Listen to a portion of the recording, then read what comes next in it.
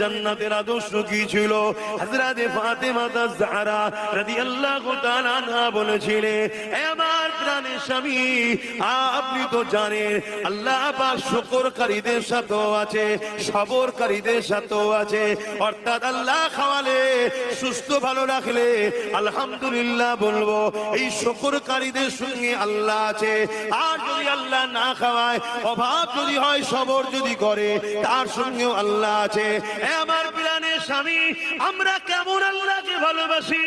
আমার আল্লাহ যদি ফাতেমাকে, হাসান হোসাইনকে আপনাকে না খাইয়ে যদি পরীক্ষা নিয়ে খুশি হয়, আমরা কেন আল্লাহ খুশির জন্য না খেয়ে পরীক্ষায় আল্লাহকে রাজি করতে পারবো না? এই বলে দিয়ে যায় আমার মা বোনেরা, এই দুনিয়া বড় চক্রান্ত করতে লেগেছে আমাদেরকে আল্লাহ রসুল থেকে সরাবে বলে।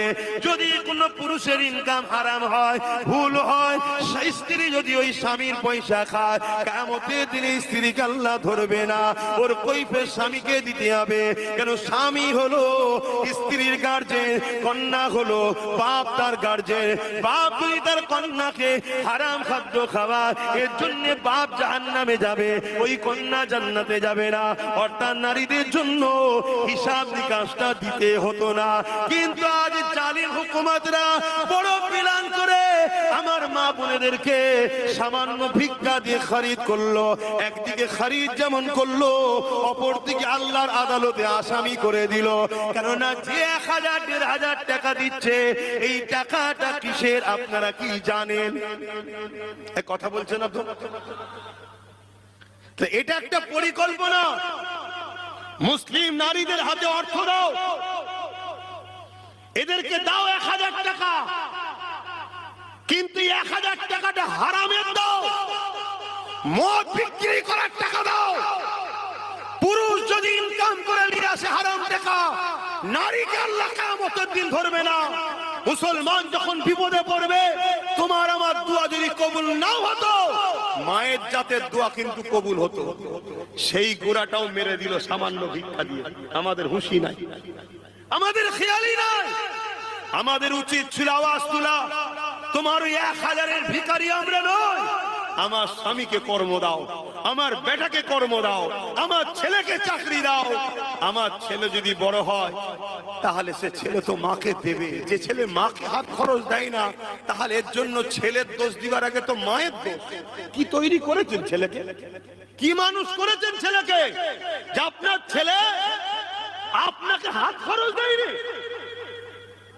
কি রকম ছেলে? একে কি ট্রেনিং দিয়েছে? কথা শুনছেন? দুনিয়া আমাকে নজরানা দেয় মুসাবা করে, আমি আমার মাকে বাপকে নজরানা দিই মুসাবা করে। এই শিক্ষা আমার রসুল দিয়েছে। মুসাবা করাও সুন্নাত, নজরানা দিয়াও সুন্নাত, লিয়াও সুন্নাত। আপনারা মুসাবা করে আমাদের নজরানা দেন না, দেন না? হ্যাঁ, সাহাবারা নবীকে দিয়েছে, আর আমার নবী পাক সাল্লাল্লাহু আলাইহি ওয়াসাল্লাম তিনার দুধমা হযরতে হালিমাকে দিয়েছে। জোরে বলুন সুবহানাল্লাহ। আমি আমার আব্বাকেও মুসাবা করে নজরানা দিই, আমার মাকেও মুসাবা করে নজরানা দিই। কেন? দোয়া লিবার আগে নজরানা দিতে হয়।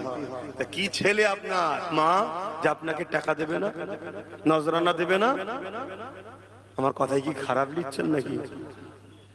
এই খারাপ লিখছেন। এসব ইসলাম বিদ্বেষীদের প্ল্যান। আমি দেখাতে পাচ্ছি না কেন, ওর মধ্যে একটা নাচ আছে মেয়ে ছেলে। একটা মেয়ে বিজেপির মিটিং এ গিয়ে খুব নাচছে, তারপরে ছবি তার ঘর ভাঙছে, যখন সে কাঁদছে, তো প্রশ্ন করছে মিডিয়া क्या हुआ? বলছে আরে समझ में नहीं आया, 1000 रुपया दिया, मीटिंग में चला गया, वोट भी दे दिया, अभी जीत के हमारे ही घर भांग रहे। শুনছেন?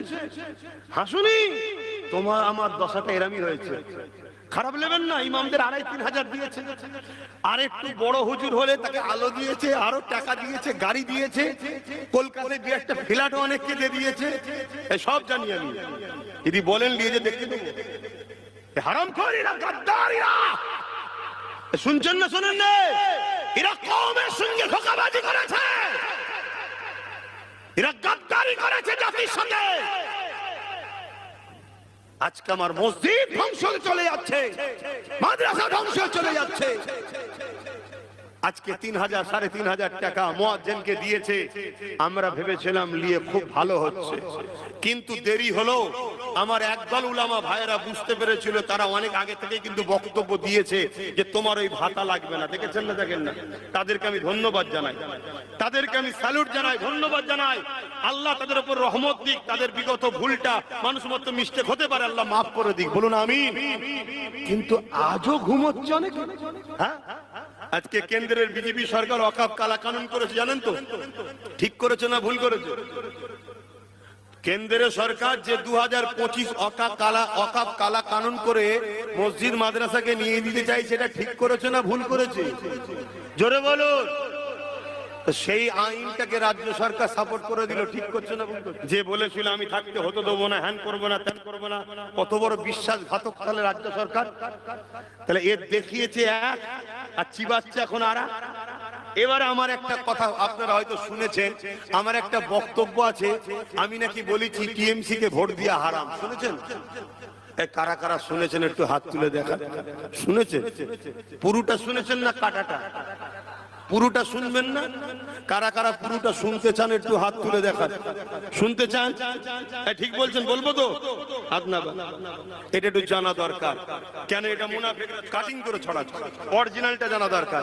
আচ্ছা, এইটা কি নবীর মেম্বার তো নাকি? এখানে আমার বাপের কথা চলবে না নবীর কথা চলবে? এটা নবীর কথা চলবে। তা নবীর দিনের যদি কেউ বিরুদ্ধে হয়, তার বিরুদ্ধে নবী কি বলেছে সেটা বলা দরকার আছে না? না, একটু বলুন বলুন বলুন। কি গো, ঠান্ডায় ঠান্ডা হয়ে গেল নাকি?